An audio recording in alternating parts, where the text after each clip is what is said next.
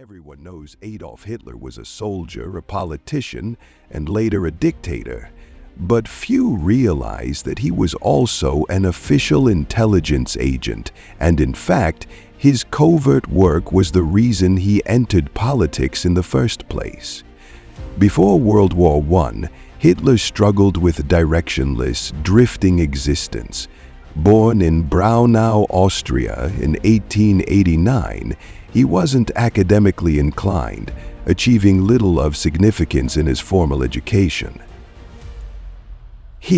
Although undoubtedly intelligent, Hitler remained immature, spoiled by his overly affectionate mother after the death of his abusive and domineering father. He had a high opinion of himself but was a lazy dreamer who thought he was destined for greatness as an artist.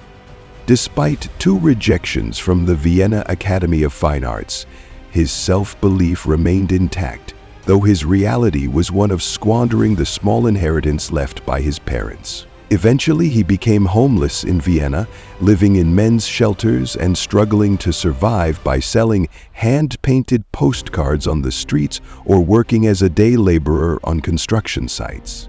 The pivotal moment in Hitler's life came during World War I and his service in the German army. In the military, he found a sense of belonging, routine, discipline, and a reinforcement of the conservative values he deeply held. Not only did he survive 4 harrowing years of trench warfare, but he also thrived in action, despite being wounded multiple times and earning several decorations for bravery, including the Iron Cross First Class, a rare honor for non-commissioned officers. However, the conclusion of the war in 1918 and the collapse of the German monarchy presented a dilemma for Hitler. In the army, he was a recognized figure, a decorated junior NCO. Outside the military, he risked becoming just another forgotten man, a poorly educated veteran without prospects, potentially repeating his pre-war life of poverty and aimlessness. It's no surprise, then, that Hitler tried to remain in the army for as long as possible. But this was a temporary fix, as Germany was forced by the Entente powers to drastically reduce its military from millions of soldiers to just 1,000,000, renaming the Imperial German Army as the Reichswehr. Hitler was recovering in the hospital at Pasewalk when Germany surrendered on November 11, 1918.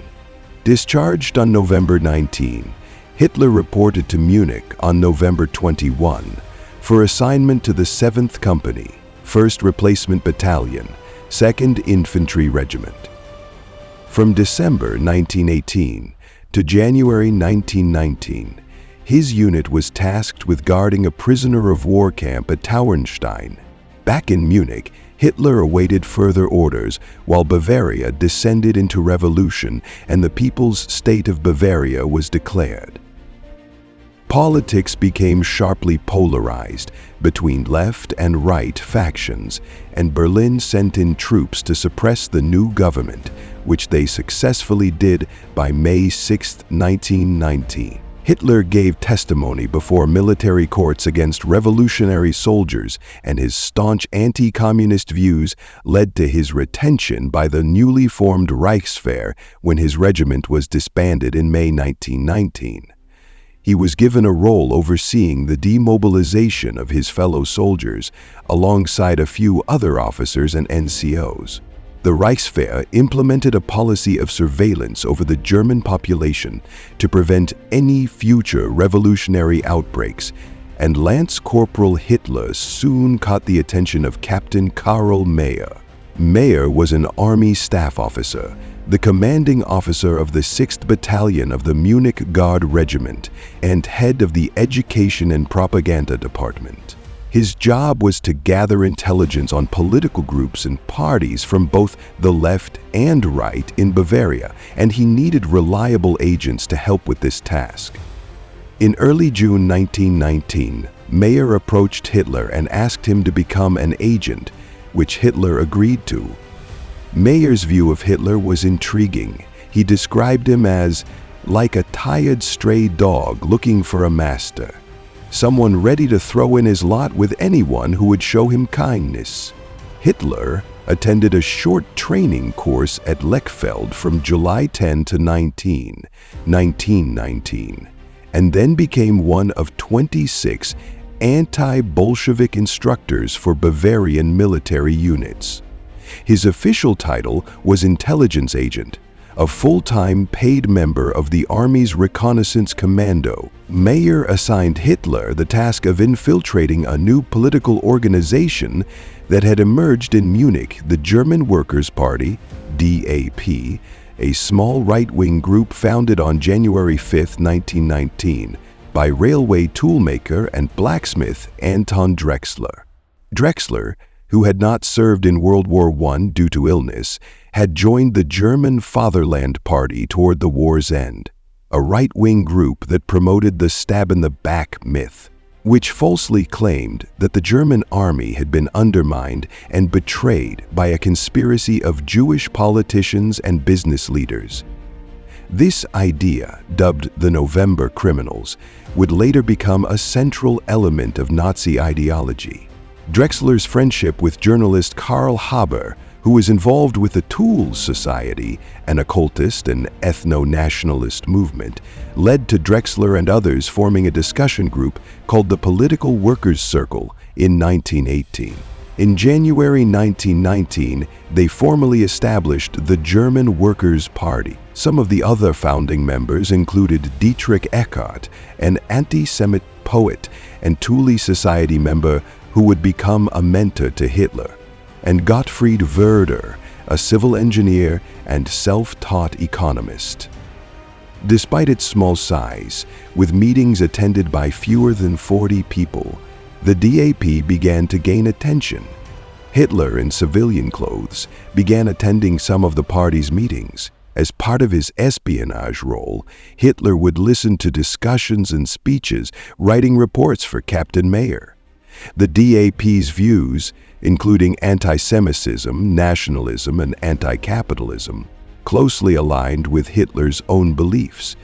However, he crossed the line from being a covert observer to an active participant on the evening of September 12, 1919, at the Stenecker-Breuer Beer Hall, when a visiting speaker named Professor Baumann criticized some of the DAP's core tenets. Hitler erupted in an impressive verbal assault that completely dismantled Baumann's argument. Afterwards, Drexler invited Hitler to join the party. Hitler reported this offer to Mayer, who instructed him to accept the invitation. Hitler saw this as an opportunity to lead the party and use it as a stepping stone for his political ambitions. A week later, he appeared at the Rosenbad Beer House in Munich to formally join the DAP as its 55th member, all while continuing his role as an army spy, earning 20 gold marks per week. On October 16, 1919, Hitler gave his first political speech as a DAP member at the Hofbraukeller, impressing the audience. As he continued to speak at subsequent events, his following grew and the DAP's membership surged.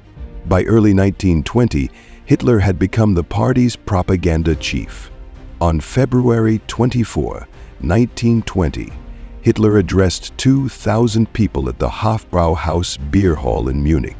On the same day, the party changed its name to the National Socialist German Workers' Party, NSDAP, or the Nazi Party, to broaden its appeal. The socialist element in the title came from Jung's DAP member Rudolf Jung, though Hitler had originally proposed the name Social Revolutionary Party. Captain Mayer had once described Hitler as a tired stray dog looking for a master. But it seemed that Hitler had now found a new master: politics. On July 8, 1920, Mayer was forced to resign from the army due to his involvement in a failed coup attempt. With his former controller out of the picture, Hitler no longer needed the army and fully devoted himself to politics. In the autumn of 1921, he took control of the Nazi Party from Drexler. As for his former handler Mayer, after the Nazis rose to power in 1933, he joined the Social Democratic Party and became a defender of parliamentary democracy. When the Nazis took control, Mayer fled to Paris. Hitler ordered his capture, and Mayer was arrested by the Gestapo. The man who had unintentionally created Hitler the politician died in February 1945 in Buchenwald concentration camp. Meanwhile, Anton Drexler, the DAP's founder, became a marginal figure in Nazi Germany. In 1934, he was awarded the Blood Order, the party's highest medal, but he fell into alcoholism and died in February 1942. Among the early DAP members, only Dietrich Eckart remained close to Hitler.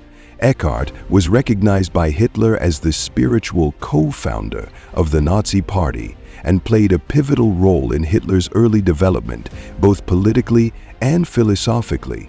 He introduced Hitler to Berchtesgaden and the Obersalzberg, where Hitler would later write Mein Kampf and acquire the Berghof. Eckart was also instrumental in cultivating Hitler's personality cult and fostering his violent anti-Semitism.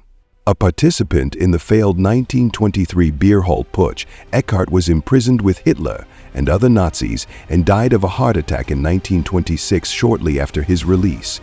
His grave in Berchtesgaden became a site of Nazi pilgrimage, with Hitler himself visiting it regularly. One can only wonder how history might have unfolded had Captain Mayer assigned Agent Hitler to spy on a different group rather than the German Workers' Party in 1919.